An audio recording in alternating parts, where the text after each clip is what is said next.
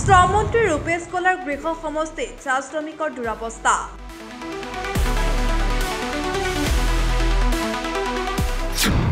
নাই স্বাস্থ্য সেৱাৰ সুব্যৱস্থা। ডুমডুমাত চাহ বাগিচাৰ শ্ৰমিকৰ পৰিত্যক্ত বাসগৃহ।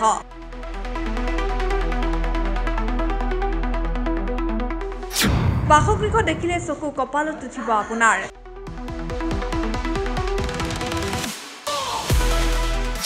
শ্ৰমিক নেতা তথা শ্ৰম বিভাগৰ মন্ত্ৰীৰ চৰম অনীহা। ৰূপেশ কলাৰ বিৰুদ্ধে গৰজি উঠিছে আটাছা। ৰাজ্যৰ শ্ৰমমন্ত্ৰী ৰূপেশ কলাৰ গৃহ সমষ্টিৰ চাহ শ্ৰমিকৰ দুৰৱস্থা প্ৰত্যক্ষ কৰিলে আপোনাৰ চকু কপালত উঠিব। এইখন চাওক ডুমডুমা বিধানসভা সমষ্টিৰ দাইচাজান চাহ বাগিচাৰ শ্ৰমিকৰ আৱাসগৃহৰ অৱস্থা।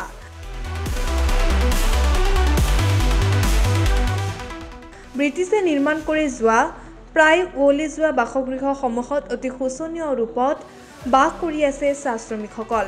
ঘৰ বুলিবলৈ চিৰাল ফাট মেলা পকী দেৱালৰ চাৰিবেৰ, উৱলি যোৱা কাঠৰ দুৱাৰ খিৰিকী আৰু তৰা গণিব পৰা ফুটা টিনৰ ছাদ। বতাহ বৰষুণ আহিলেই উৰে নিশা উজাগৰে থাকে শ্ৰমিক পৰিয়াল। বাগিচাখনৰ চিকিৎসালয়ত নাই চিকিৎসক, নাই পৰ্যাপ্ত চিকিৎসাৰ ব্যৱস্থা, যাৰ ফলত সাধাৰণ ৰোগীও ডুমডুমা অথবা তিনিচুকীয়া অসামৰিক চিকিৎসালয়লৈ চিকিৎসাৰ বাবে অৰ্থাৎ 10ৰ পৰা 40 কিলোমিটাৰ দূৰত্বলৈ যাবলৈ লাগে শ্ৰমিকৰ পৰিয়ালক।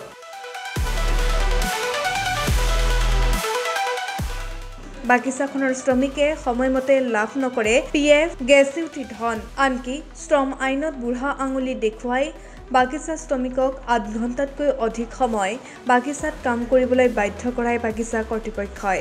এই অভিযোগ আমাৰ নহয়, এই অভিযোগ অসম চাহ জনজাতি ছাত্ৰ সন্থা চমুকৈ আটাছাৰ। বাগিচা শ্ৰমিকৰ 9 দফীয়া দাবী পূৰণ কৰাৰ দাবীত আটাছাই আজি দাইচাজান চাহ বাগিচাৰ কলঘৰৰ সন্মুখত 1 ঘণ্টীয়া ধৰ্ণা কাৰ্যসূচী ৰূপায়ণ কৰি বাগিচা কৰ্তৃপক্ষলৈ এক দাবী পত্ৰ অৰ্পণ কৰে।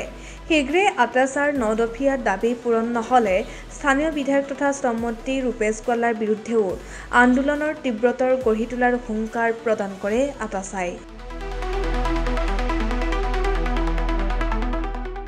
এতিয়া প্ৰশ্ন উত্থাপন হৈছে অসম চাহ মজদুৰ সংঘৰ সাধাৰণ সম্পাদকৰ পদ অলংকৃত কৰি ৰখা স্থানীয় বিধায়ক তথা ৰাজ্যৰ শ্ৰমমন্ত্ৰী ৰূপেশ কলাৰ গৃহ সমষ্টিৰ চাহ বাগিচাৰ শ্ৰমিকৰ শোচনীয় আৰু দয়নীয় অৱস্থাই ৰাজ্যৰ অন্যান্য চাহ বাগিচাৰ শ্ৰমিকৰ প্ৰকৃতীয় প্ৰতিচ্ছবি উন্মোচন কৰা নাইনে?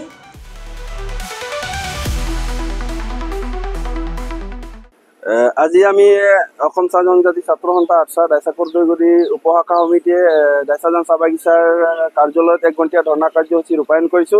আৰু চাহ শ্ৰমিকৰ যিসমূহ জ্বলন্ত সমস্যাসমূহ আছে, যিসমূহ দাবী আছে, আচলতে চাহ বাগিচাখনত শ্ৰমিকসকলক কোনো ধৰণৰ স্বাস্থ্যৰ পক্ষে ব্যৱস্থা নাই, ডক্তৰ নাই, চিকিৎসক নাই, যাৰ কাৰণে চাহ শ্ৰমিকসকলক সৰু সুৰা বেমাৰ এটাত ভুগিবলগীয়া হয়। সৰু সুৰা সাধাৰণ বেমাৰৰ বাবে তেওঁলোকক ডুমডুমা মেডিকেললৈ ৰেফাৰ কৰি দিয়া হয়।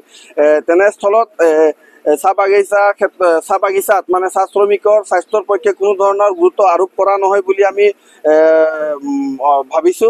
আৰু লগতে চাহ শ্ৰমিকসকলৰ যি আৱাসগৃহ আছে, এই আৱাসগৃহসমূহ কিন্তু আজিও জৰাজীৰ্ণ অৱস্থাত আছে।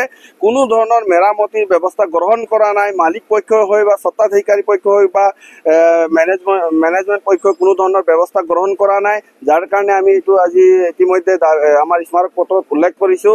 3 নম্বৰ কথা হৈছে চাহ শ্ৰমিকসকলক যি শ্ৰমিক আইন অনুসৰি তেওঁলোকক যি 8 ঘণ্টা শ্ৰমদান কৰিব লাগে, তাতকৈ কিন্তু অধিক সময়লৈকে শ্ৰমদান তেওঁলোকক কৰোৱাবৰ কাৰণে বাধ্য হয়। তেওঁলোকৰ শোষণ নীতি আচলতে চলি আছে।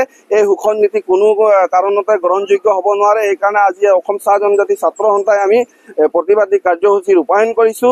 আৰু এই দাবীসমূহ 1 মাহৰ সময়সীমা আমি বান্ধি দিছো। 1 মাহৰ ভিতৰত যদি ফুলফিল নহয়, ইয়াতকৈ আমি জংগী আন্দোলন গঢ়ি তুলিবলৈ বাধ্য হ'ম। আৰু প্ৰয়োজন সাপেক্ষে আমি এই আন্দোলন ৰাজপথলৈ লৈ যাবলৈ বাধ্য হ'ম। আৰু এইখিনিতে আচলতে এটা দুখ লগা বিষয়, আমাৰ যি কেবিনেট মন্ত্ৰী শ্ৰম মন্ত্ৰী আচলতে ৰূপেশ কলা ডাঙৰীয়া তেখেতৰ গৃহ সমষ্টি হয়। আৰু এই দাইচাজান চাহ বাগিচাত আচলতে চিকিৎসক চিকিৎসকৰ দৰে যিবিলাক আমাৰ শ্ৰমিকসকলৰ স্বাস্থ্যৰ পক্ষে কোনো ধৰণৰ ব্যৱস্থা নাই বুলি ক'ব লাগিব। আচলতে চিকিৎসক নাই, গতিকে তেখেতকো আমি এই মজিয়াৰ পৰাই পোনপটীয়াকৈ তেখেতক ক'ব বিচাৰিছো, এই যিসমূহ শ্ৰমিকৰ দাবী আছে আপোনালোকৰ নিজ গৃহ সমষ্টিতে অতি শীঘ্ৰে সমাধান কৰক, ইয়াকে আমি দাবী জনাইছো। অন্যথা কিন্তু আপুনিও এই চাহ জনজাতি ছাত্ৰ সন্থা আন্দোলনৰ সন্মুখীন হ'বলৈ সাজু থাকক। ইয়াৰ পৰা আপোনাক আমি বিনম্ৰতাৰে অনুৰোধ জনাইছো। প্ৰয়োজন সাপেক্ষে কিন্তু আমি এই আন্দোলন